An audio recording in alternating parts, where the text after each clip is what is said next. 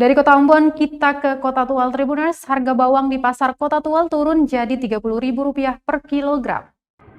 Harga jual bawang merah dan bawang putih di Kota Tual mulai menurun jadi Rp30.000 per kilogram. Hal itu diungkapkan salah satu penjual bawang di pasar pada Rabu 29 September 2021 pagi. Diketahui sebelumnya harga bawang di pasar Langgur mencapai Rp40.000 per kilogram. Senada dengan itu, pedagang lain menyebut penurunan harga terjadi karena banyaknya pasokan bawang. Dikatakan untuk menarik minat pembeli, dia menurunkan harga bawang, namun tetap saja dagangannya sepi pembeli.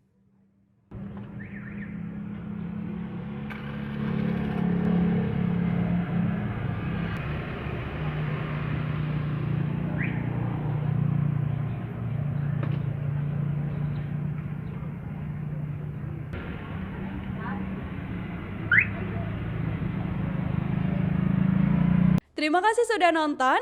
Jangan lupa like, subscribe, dan share ya.